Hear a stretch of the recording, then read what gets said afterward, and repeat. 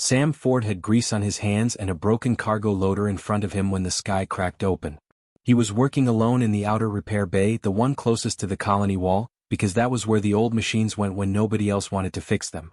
The loader had been sitting there for 3 weeks with a snap drive shaft and a fuel line that leaked every time someone looked at it wrong. Sam did not mind. He liked the quiet machines.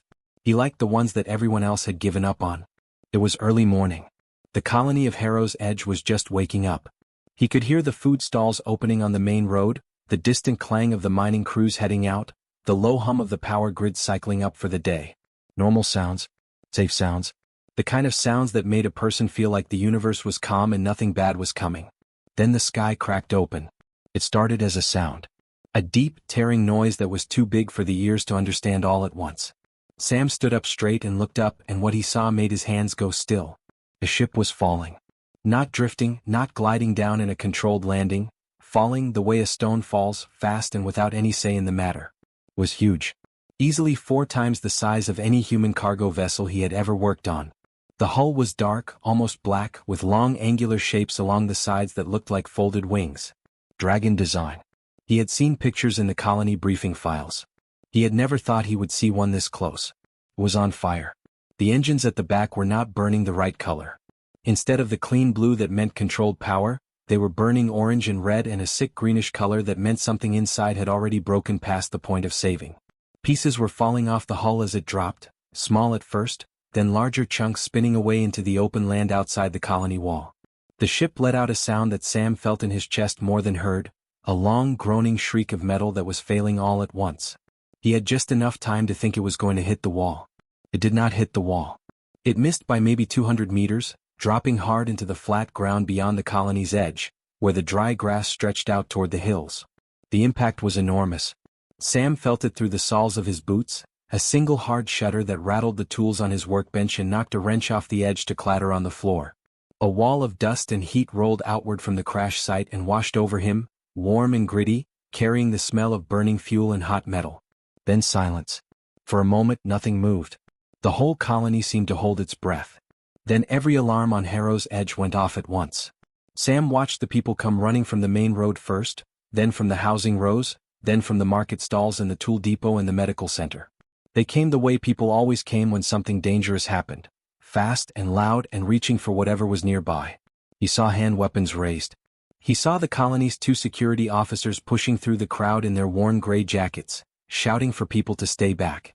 He saw a woman from the eastern housing row picking up a heavy pipe from a pile of scrap near the wall gate, just in case. Nobody moved toward the crash. Everyone was staying behind the colony wall, looking out through the main gate at the smoking wreck sitting in the dust 200 meters away. Sam could understand that. A dragon warship had just fallen out of the sky and landed outside their home. Every person on Harrow's Edge knew what the dragon fleets had done to the outer colonies over the past 2 years. They had all heard the stories. Some of them had family who had not made it out of those other places. Standing still and keeping the wall between yourself and a dragon ship made a lot of sense.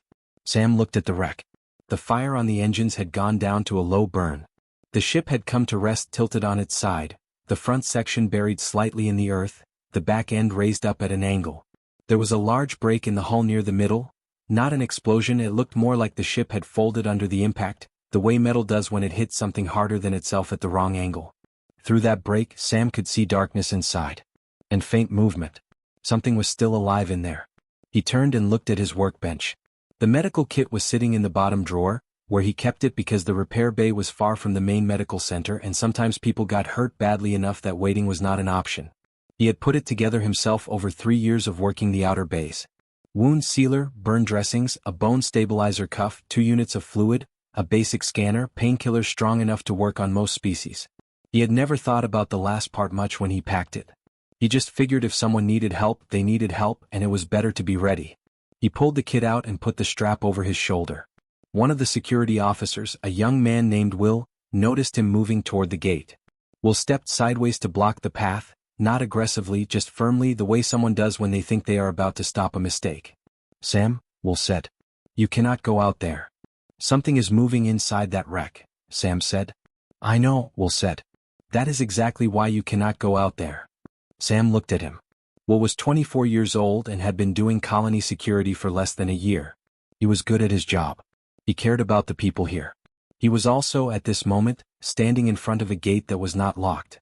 I am going to walk slowly, Sam said. I am not going to carry a weapon. If whatever is in that wreck decides to come out swinging, you will have a clear shot from the wall. Sam? Someone is hurt, Will. Will looked at the wreck. Then he looked at Sam.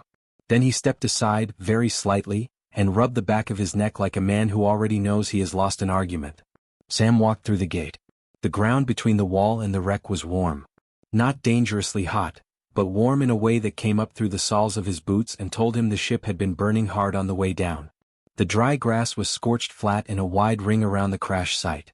Pieces of the hull were scattered across the ground, some of them still faintly glowing at the edges where the metal had been cut by heat and impact. The smell was strong, fuel and burning, and something else underneath, something he did not have a word for, something that smelled old and sharp at the same time.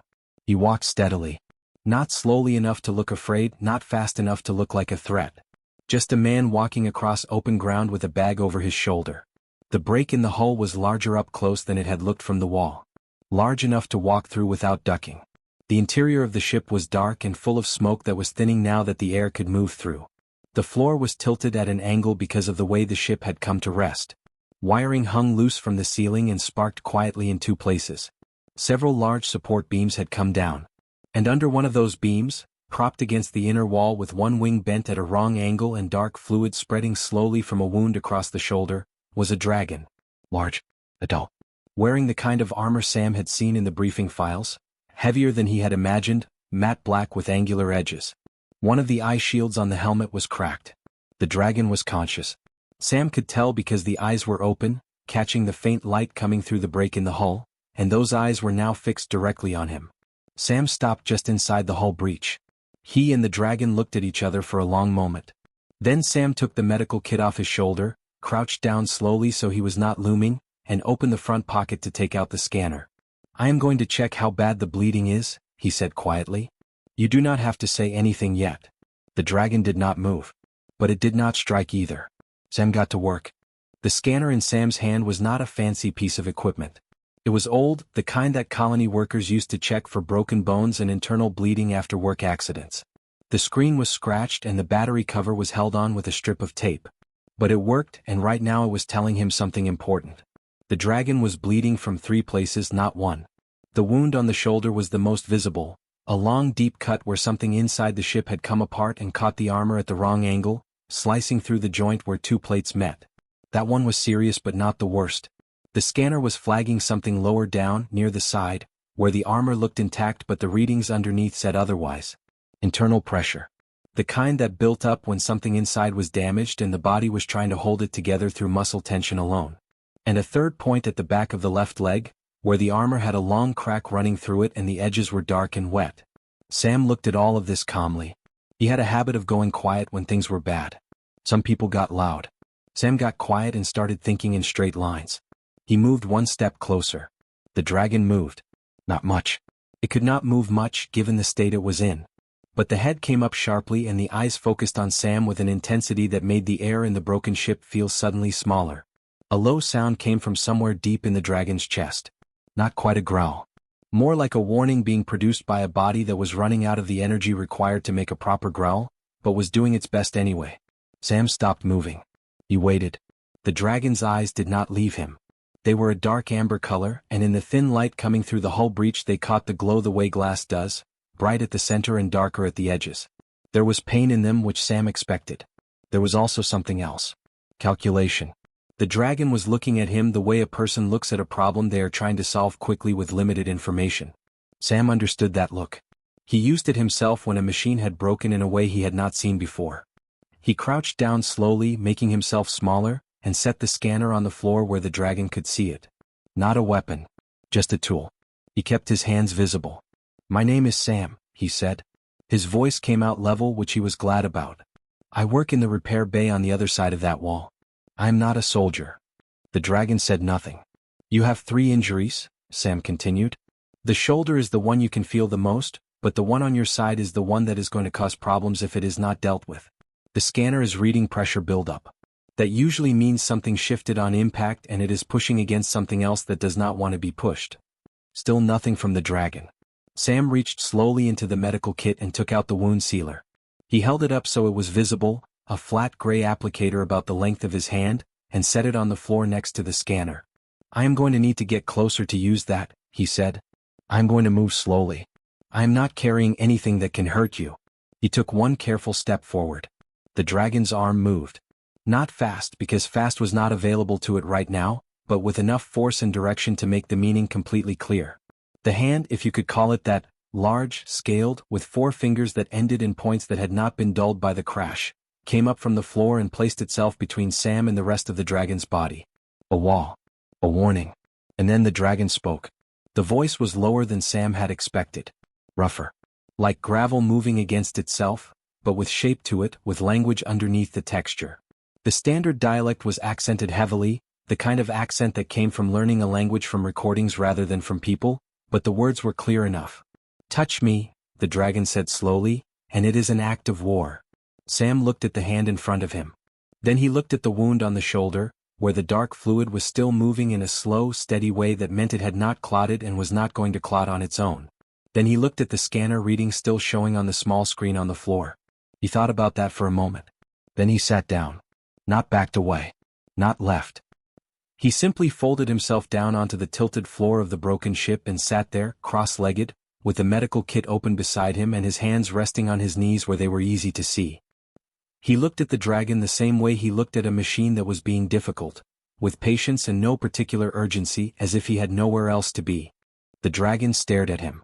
Sam said, I have never been very good at following warnings. The dragon did not respond immediately. The amber eyes stayed on him, reading him, trying to find the angle. Sam knew that look too. That was the look of someone who had prepared for aggression and hostility and fear, and had been handed something they did not have a prepared response for, and were now running the situation through their head again from the beginning to see what they had missed. You are afraid? The dragon said finally. It was not quite a question. A little, Sam said honestly. You are very large and I am sitting in a broken ship with you. It would be strange not to be a little afraid. Then why are you sitting? Because being afraid and doing nothing useful are 2 different things, Sam said. I can be afraid and still read a scanner. I can be afraid and still put wound sealer on a cut. He paused. The fear does not have to be in charge.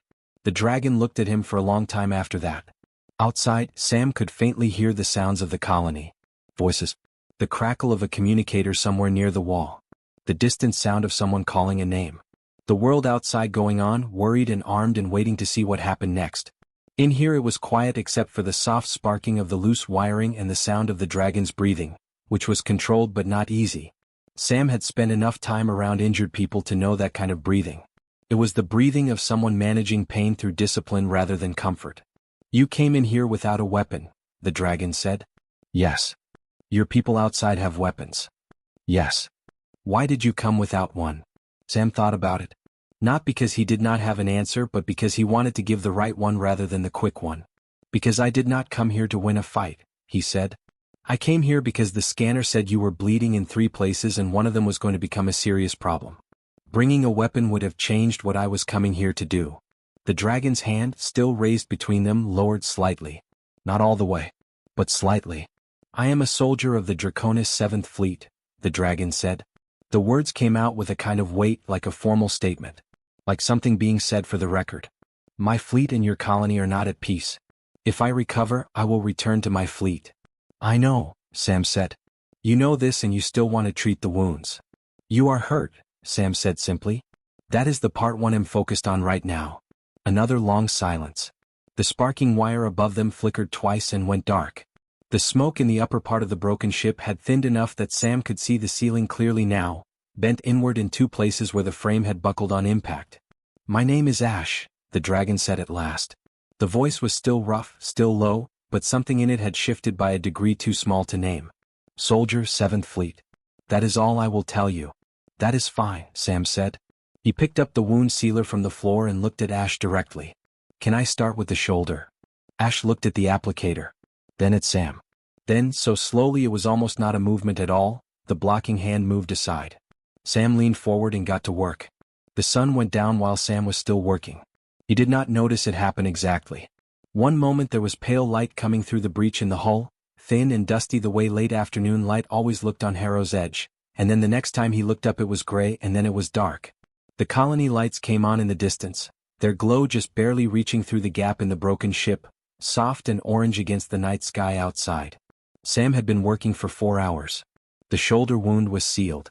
That had taken the longest because the cut was deeper than it looked and the wound sealer had to be applied in layers, working from the bottom up. Otherwise it would close the surface while the damage underneath stayed open, and that was worse than leaving it alone. Sam had done it carefully, checking the scanner after each layer, waiting until the pressure reading dropped before moving to the next. Ash had not made a sound through any of it. Not one. Sam had watched his face, the jaw set hard, the eyes fixed on the far wall, breathing slow and deliberate, and understood that this was not because it did not hurt. It was because Ash had decided it would not show. The leg wound had been simpler. Long but not deep. Clean edges. The kind of cut that looked frightening and was actually the least complicated thing on the list. 2 applications of sealer and a wrap from the kit to keep pressure on it, and that one was done. The side was the one Sam was still thinking about. The scanner kept returning the same reading. Internal pressure, midsection, left side.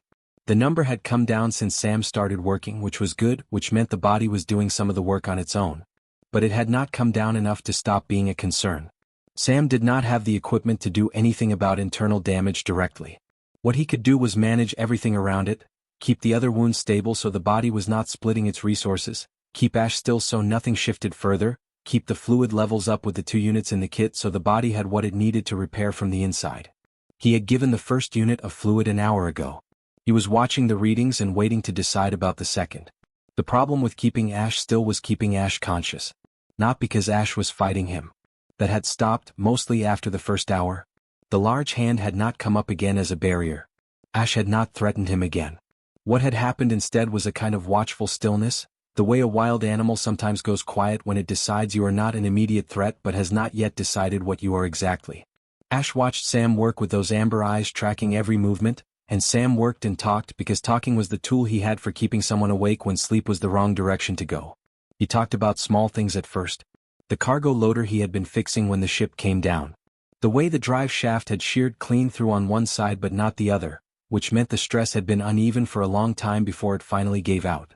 The particular way old machines told you what was wrong if you knew how to listen. He was not sure how much of it Ash understood or cared about, but the sound of a calm voice in the dark was its own kind of thing, separate from the meaning of the words. Ash listened. His eyes stayed open. After the second hour, Ash started asking questions. Not many.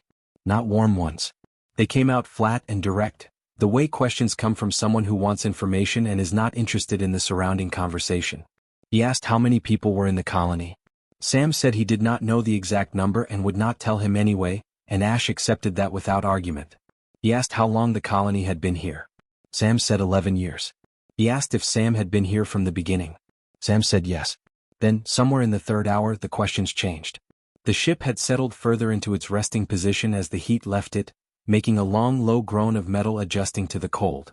Outside, the night wind had picked up and Sam could hear it moving through the breach in the hull, carrying the dry grass smell of the open land around the colony. The sparking wire that had been going on and off all afternoon had finally stopped. It was quiet and dark and cold enough that Sam had pulled a thermal sheet from the bottom of the kit and draped it over Ash's lower half without asking, because the scanner was telling him the body temperature was lower than it should be, and that was a problem he could actually do something about. Ash had looked at the thermal sheet for a moment when Sam put it there. He had not said anything. But he had not pushed it away. It was after that, in the quiet that followed, that Ash asked the question that had clearly been sitting in him for a while. Why are you doing this? Sam was checking the scanner reading for the 4th time in the last hour. He did not look up immediately. I told you earlier, he said. You were hurt. That is not an answer, Ash said. There are hurt people everywhere. You do not treat all of them. You treat the ones that belong to you. The amber eyes were on him steadily. I do not belong to you. I am your enemy. My fleet has burned 3 outer colonies in the last year. You know this. I know it, Sam said. Then why? Sam set the scanner down on the floor and thought about it the way he always thought about things that deserved a real answer, without rushing, without reaching for the easy version. The cold air moved through the ship. Somewhere outside an animal called once and went quiet. The colony lights glowed faint and steady in the distance. When I walked in here, Sam said, you were bleeding and you were alone and it was getting dark. That was what was in front of me. Not the fleet. Not the burned colonies. Not the war. He paused. Those things are real and they matter. I'm not saying they do not. But you were the thing that was actually here, and you were cold and hurt and there was nobody with you. Ash was quiet for a moment. That is a very small way to think about a very large situation, he said. Maybe, Sam said. But large situations are made of small moments. Somebody makes a choice in a small moment and it goes one way or another way, and that is how the large situation changes. He picked the scanner back up. I did not want to be the small moment that went the wrong way. Ash looked at him with an expression Sam could not fully read. There was something in it that was not quite suspicion anymore and was not yet anything warmer. Something in between. Something that was still deciding. In the 7th Fleet, Ash said slowly, we are taught that humans help each other because of what they can get in return. Loyalty is a transaction. Assistance is an investment. He stopped. You are getting nothing from this. I am getting the part where you do not die in a broken ship, Sam said. I consider that something. That benefits me. Not you. It benefits me, Sam said quietly, because I would have to live with the other version. The night settled deeper around them. Sam checked the fluid levels and decided the second unit could wait another hour. The internal pressure reading had come down another small amount. Not enough to stop watching, but enough to feel like the body was winning the argument it was having with itself. He reached into the side pocket of the kit and found what he had been hoping was still in there. A small wrapped block of dense travel ration, the kind that kept for years and tasted like almost nothing but had enough in it to maintain blood sugar on a long shift.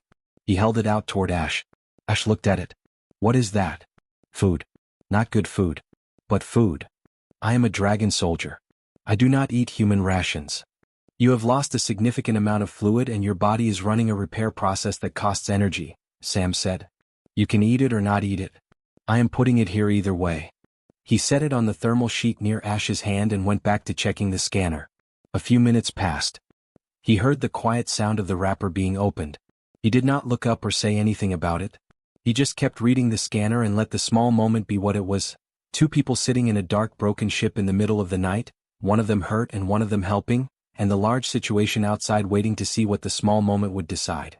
The first gray light of morning came through the breach in the hull slowly, the way light always came on Harrow's edge, as if it was checking whether it was welcome before committing to the day. Sam had not slept. He had not planned to sleep and he had not tried to sleep.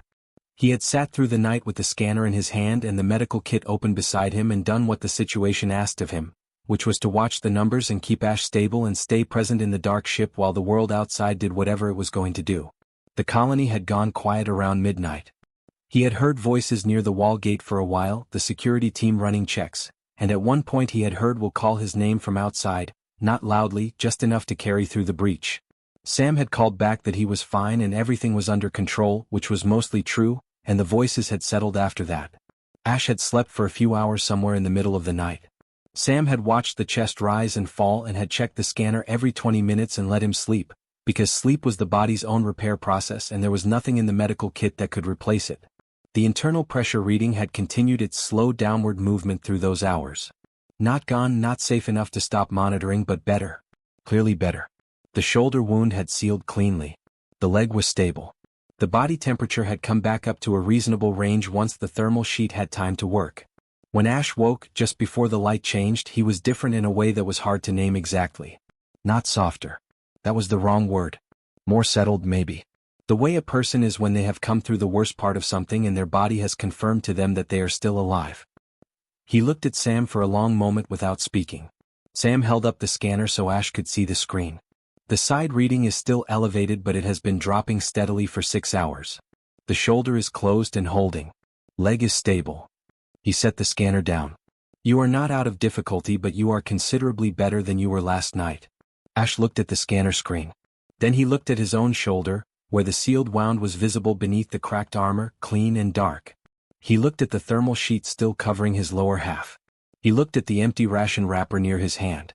He did not say anything about any of it. Instead he was quiet for a while, and Sam could see something moving behind those amber eyes, some internal conversation happening that had nothing to do with wounds or scanners. His right hand, the one that had not been damaged, moved slowly to his chest, pressing against the armor there. Feeling for something underneath it. Sam watched but said nothing. Ash's hand found what it was looking for. Sam could tell because the movement changed, became deliberate rather than searching. There was a small panel on the chest piece of the armor, almost invisible against the dark plating, that responded to pressure from the inside. Sam had noticed it during the night but had not touched it because it was not relevant to treating the wounds and because opening things on a dragon soldier's armor in the dark seemed like the kind of action that ended badly. Ash pressed the panel. A small device extended from it. Flat, round, the size of a coin, sitting in a recessed slot in the chest plate. A signal device. Sam recognized the general shape from the colony's own emergency beacons, though the design was different, more angular, clearly built for different hands. Ash looked at it. Then he looked at Sam. "I have to activate this," he said. The voice was still rough from the night but steadier than it had been. The pain was still there but further back, no longer running everything. Sam said nothing. He waited. "It is a distress beacon," Ash said. "Standard protocol. Any soldier who survives a crash activates it at first light if they are able." He paused. "When I activate it, the 7th Fleet will receive my position." Sam looked at the small device. Then at Ash. "How long?" he said. "The nearest ships are holding position 2 light hours out," Ash said. "At combat speed with this signal, they will be here within minutes of receiving it." His eyes were steady on Sam. Direct. The same way they had been all night when he asked his questions, wanting the real information, not the comfortable version of it. "You understand what I am saying?"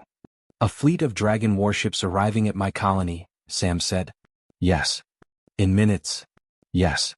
Ash's hand was still over the beacon but had not pressed it yet. "You should go. Now. Through that gap in the hull and back to your wall. Tell them what is coming. You will have time to prepare if you leave immediately." Sam looked at the breach in the hull. The gray morning light was coming through it steadily now, touching the dust on the floor and the scattered pieces of equipment and the loose wiring that had finally gone completely dark sometime around 3 in the morning. He could see the colony wall from here, solid and familiar, the lights along its top edge still burning from the night cycle. He thought about what Ash was offering him. A warning, freely given, from a soldier of a fleet that had burned 3 colonies. That was not nothing. That was, in its own way, something considerable. Then he looked back at Ash. The internal pressure reading on the scanner was still elevated. Not critically, not the way it had been when Sam first walked in, but elevated. Ash needed to stay still. He needed to stay warm. He needed someone to keep watching the numbers for at least another few hours to make sure the downward trend continued and did not reverse. Getting up, moving, being transported by a fleet that would arrive quickly and move quickly and would not know about the internal reading or the importance of keeping the pressure stable, that was a risk. Sam reached into the medical kit. He found the biscuit in the bottom corner, wrapped in the same plain packaging as the ration block he had given Ash in the night. He had been saving it without consciously deciding to save it, the way you keep the last sensible thing in a situation that is becoming less sensible by the moment. He unwrapped it and took a small bite. Ash stared at him. "You are still here," Ash said. "I can see that," Sam said. "I told you to run." "You did," Sam agreed. "My fleet is coming." "Yes." Sam settled back into his sitting position, the one he had held most of the night, back against the tilted wall of the broken ship, knees up, scanner resting on his leg. He held the biscuit in one hand. "The internal pressure reading is still elevated. You need to stay still and stay warm for at least another 2 hours. If you get moved before that trend continues, there is a real chance something shifts the wrong way and all the work from last night stops mattering." Ash looked at him with an expression that had moved fully past suspicion into something that did not have a simple name. It was the expression of a person encountering something they had no prepared category for and were having to build one from scratch. "You are going to sit here," Ash said slowly, "and eat a biscuit and wait for my fleet to land." "I am going to sit here," Sam said, "and monitor your internal pressure reading and eat a biscuit and wait for your fleet to land. They will not understand what you are doing." "Probably not immediately," Sam agreed. "It could go very badly for you." "It could," Sam said. He looked at the scanner. The number was holding steady. Not dropping at this exact moment, but not climbing either, which was acceptable. "But you said the same thing last night about sitting down instead of running and that turned out fine." Ash pressed the beacon. It activated with a sound that was more felt than heard, a low pulse that moved through the floor of the ship and up through the walls, a signal going out into the morning sky and past it, past the atmosphere, past the distance between this crashed ship and the waiting fleet 2 light hours away. "Done. Set. Irreversible." Ash looked at Sam one more time with those amber eyes in the growing morning light. "You are a very strange human," he said. Sam took another bite of the biscuit and watched the scanner. "So I have been told," he said. Outside, beyond the colony wall, The morning sky was clear and pale and quiet. It would not stay quiet long. They came from the east. Sam heard them before he saw them. A sound that started as a low vibration in the floor of the broken ship, the kind that a person might mistake for an earthquake if they did not know what they were listening for. Then it became something the ears could catch, a deep rhythmic pressure in the air, the sound of engines that were large enough to move the atmosphere around them rather than simply pass through it. Then the light changed outside the breach in the hull, the pale morning sky going darker in patches as shapes moved across it. Sam looked up through the gap. There were 7 of them.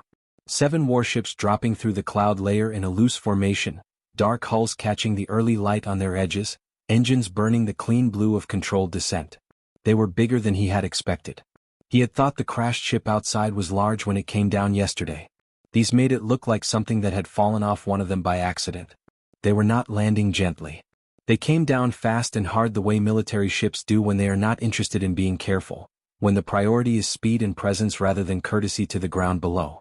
Sam felt each landing through the floor, a series of heavy impacts spreading out around the crash site, the earth absorbing the weight of 7 warships settling onto Harrow's edge like a fist coming down on a table. Dust rolled through the breach in the hull in a long wave and Sam covered the scanner with his hand to keep the screen clear. Ash was watching the ceiling. His expression had not changed much since activating the beacon. He was still, controlled, managing the pain the same disciplined way he had managed it all night.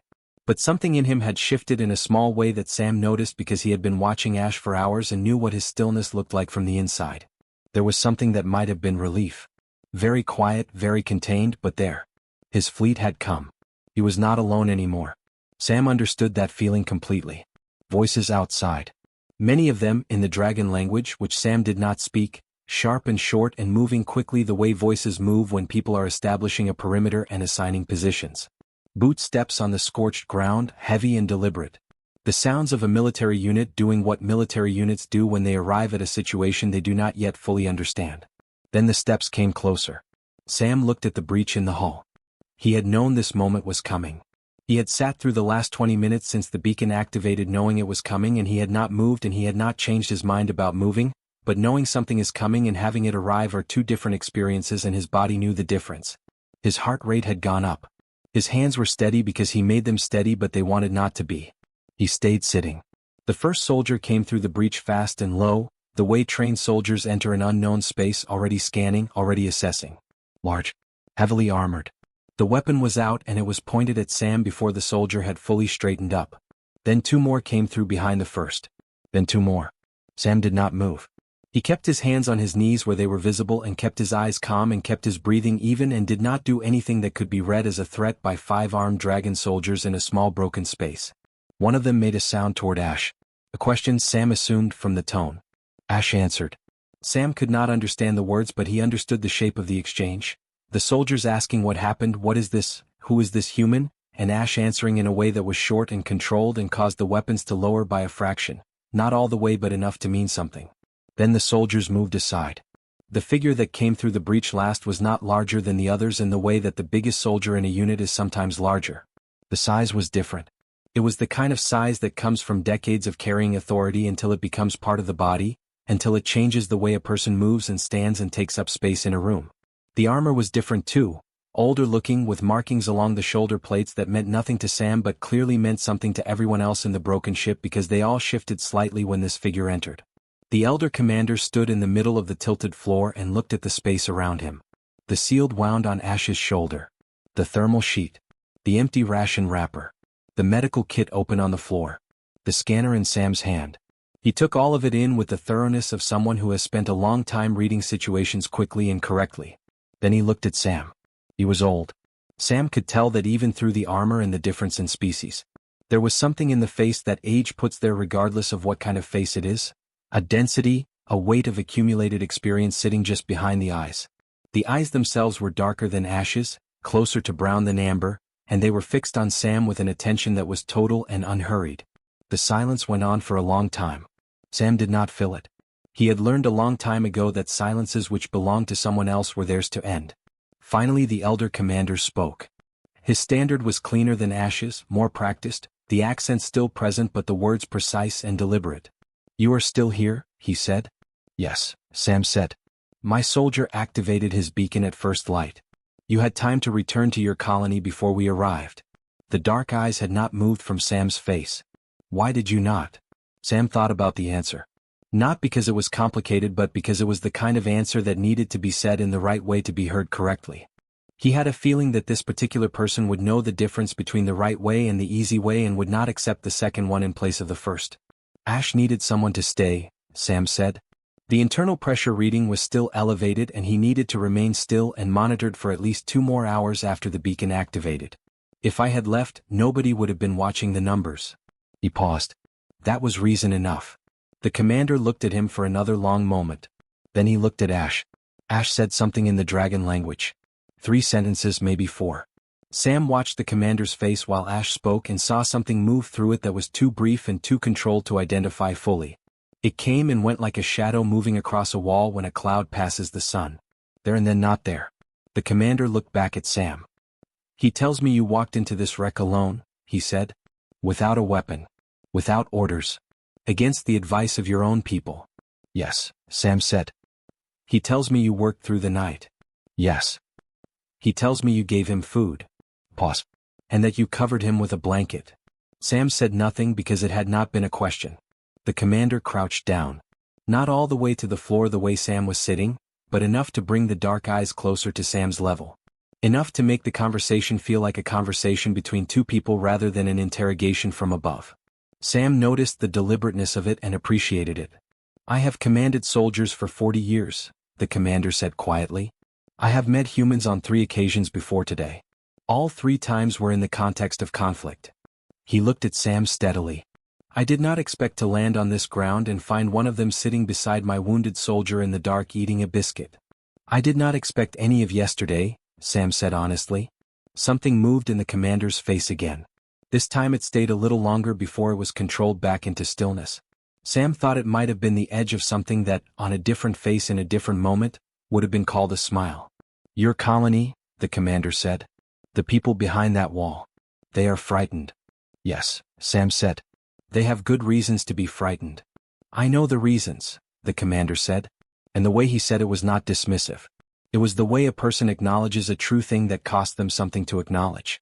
Heavy and quiet and real. He stood back up to his full height and looked down at Sam one last time. What is your name? He said. Sam Ford, Sam said. I work in the repair bay. The commander was quiet for a moment. Then he said, my name is Kale. I command the 7th Fleet. He looked at Ash briefly and then back at Sam. Stay where you are, Sam Ford. I have something to consider. He turned and walked back through the breach into the morning light. Sam looked at the scanner. The internal pressure reading had dropped again, small but clear, continuing its slow steady movement in the right direction. He exhaled slowly and stayed where he was. Kale stood outside the broken ship for a long time. His soldiers had formed a perimeter around the crash site, standard procedure, weapons ready, eyes on the colony wall 200 meters away. The wall had people on it. Kale could see them from here, small figures standing along the top edge, watching the 7 warships sitting in the dry grass of Harrow's Edge with the particular stillness of people who are very frightened and are trying very hard not to show it. He had seen that stillness before on other worlds outside other colonies, and it had never moved him one way or another. This morning it felt different. He stood with his hands behind his back and looked at the colony wall and thought about a human sitting on the floor of a broken ship all night with a medical kit and a scanner and a biscuit, watching numbers, talking quietly, covering a wounded enemy soldier with a thermal sheet because the temperature reading said it was necessary. He thought about what Ash had told him. Ash was not a soldier who spoke loosely. He was not a soldier who offered information that was not relevant or accurate. Kale had commanded him for 6 years and knew exactly what kind of soldier he was. Precise, disciplined, economical with words. When Ash said the human had worked through the night and asked nothing in return, that meant it was true. When Ash said the human had been told to run and had stayed anyway, that meant it was true. When Ash said the human had looked at him not as an enemy but as someone who was cold and hurt and alone, and that this appeared to have been the complete and honest reason for everything that followed, that meant it was true. Kale had fought humans twice in direct engagement. He had read every strategic report about human behavior in conflict. He had been taught, as every soldier in the fleet was taught, that humans were calculating, that their apparent warmth was always in service of a larger purpose, that their kindness was a tool they used to get what they wanted. He was standing outside a broken ship that disproved every word of that. He made a decision. He turned to the soldier nearest him, A young female named Dara who had been with the fleet for 2 years and had sharp eyes and the good sense to stay quiet when quiet was what was needed. "Bring me the long-range communicator," he said. "I need a direct channel to the council." Dara moved immediately. Kale looked back at the colony wall while he waited. After a moment he saw the gate at the base of the wall open slowly, and a figure came through it. Not armed as far as he could see. Moving carefully, the way the human Sam had moved when he walked across the same ground yesterday morning, steadily, without aggression, communicating with the body that the intention was not hostile. Was a young man. Kale recognized the security uniform. The same young man who had apparently tried to stop Sam from entering the broken ship and had failed at it.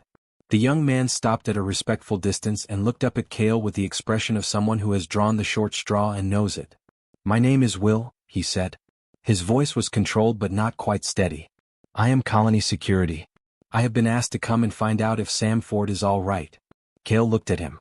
"Your Sam Ford is sitting inside that wreck reading a medical scanner," he said. "He is unhurt. He appears to have no intention of moving until he is satisfied that my soldier's internal pressure reading has returned to an acceptable level." Will blinked. "That sounds like him," he said after a moment. "He was told to run," Kale said, "before my fleet arrived. He was warned clearly." "Yes," Will said carefully. "Sam is aware of warnings. He just does not always—" He stopped. Started again. "He fixes things. That is what he does. If something is broken and he can fix it, he fixes it. He has always been that way." Kale considered this. "He fixed my soldier," he said. "Yes," Will said quietly. Dara returned with the communicator. Kale took it and looked at Will. "Go back to your wall," he said. "Tell your people to remain calm. I have something I need to do." Will nodded and went back the way he came, quickly but not running, and Kale watched him go and then activated the communicator and opened the channel to the council. The Dragon Council met in a chamber that had not changed in 300 years. Stone walls, long table, the blades of every commander who had ever served laid along the edges as tradition required. Kale had sat in this chamber many times. He had reported victories here and losses here and strategic assessments here. He knew how to speak in this room. He entered alone. The 12 council members were already seated. They had received his request for an emergency session without explanation, and they had convened within the hour because his record and his rank required it. They looked at him with the patient attention of people who were prepared to hear a military report. Kale walked to the table. He reached to his side and unclipped his blade, the one he had carried for 30 years, the one with the worn grip and the mark on the flat of it from the second engagement where it had stopped something that would otherwise have ended him. He set it on the table in front of him. Not as a resignation. Not as a surrender. As a statement, the way the old tradition intended, when a commander laid down the weapon to say that what he was about to speak was worth more than what the weapon represented. The chamber went very quiet. Kale looked at the 12 faces watching him. "I have one thing to tell you," he said. He told them about Sam Ford. Not the details, not the scanner readings and the wound sealer and the thermal sheet, though those were part of it. He told them the shape of it. A human who walked into a broken enemy ship without a weapon because someone inside was hurt. A human who worked through the night for no return. A human who was warned that a fleet was coming and sat back down and ate a biscuit because the work was not finished yet. A human who, when asked why he had stayed, said that Ash had needed someone to stay and that had been reason enough. He let the silence after it sit for a moment. Then he said the one sentence he had walked in here to say. "You cannot fight these people with fire," he said, "because they will simply sit beside you until you forget how to hate." Nobody spoke. Kale picked up his blade and clipped it back to his side. "The war with the outer colonies is over," he said. "I am recommending immediate cessation and I am recommending we begin talks. If the council disagrees, I will hear the disagreement. But I will tell you now that I left 7 warships sitting in the grass outside a small colony that had every reason to fear us, and not one shot was fired. And the reason it was that way is because a man named Sam Ford walked across open ground with a medical kit instead of a weapon." He looked at each of them in turn. "I want to know what world we are building where we make an enemy of that." The council deliberated for 2 hours. They voted 11 to 1 in favor. The peace talks were held on Harrow's Edge. It had not been the plan. The plan had been a neutral station, formal rooms, official tables with the right flags and the right seating arrangements and all the things that peace talks were supposed to have. But when the question of location came up, Kale had made a suggestion, and after some discussion the suggestion had been accepted. Sam found out about it when Will came to the repair bay 3 days after the fleet had left and told him that 2 Dragon diplomatic representatives were going to arrive in a week and that the colony had been asked whether a particular location was available. Sam looked around the repair bay. The cargo loader he had been working on when the ship came down was still sitting there with the snap drive shaft, exactly where he had left it. There were tools on the workbench and oil on the floor and a general atmosphere of productive disorder that had accumulated over years of work. "Here," he said flatly. "Here," Will confirmed. Sam thought about it for a moment. Then he cleared the center of the floor, moved the loader to the side, wiped down the main workbench until it was as clean as a workbench that had been in active use for 11 years could reasonably get, and put 2 chairs on either side of it. On the day the representatives arrived, Cale came with them.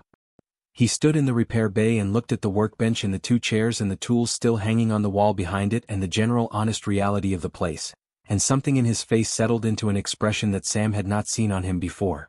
Not the controlled authority of the crashed ship, not the weight of the council chamber. Something quieter than both of those. He looked at Sam. "This is where you work," he said. "Every day," Sam said. Cale nodded slowly. "Good," he said. "This is the right place." The treaty was signed on the workbench with a pen Sam found in the bottom drawer, the same drawer where he kept the medical kit. It was not a fancy pen. It had been used to label parts and write repair notes and at some point had been chewed on one end by nobody in particular. It signed the end of a war just fine. Ash came in last, walking carefully, the shoulder still healing but holding, the leg solid enough to carry him without difficulty. He crossed the repair bay and stopped in front of Sam and looked at him for a long moment with those amber eyes. Then he held out his hand. Sam took it. Outside, the dry grass of Harrow's Edge moved in the morning wind, and the sky above it was clear and open and full of nothing threatening at all.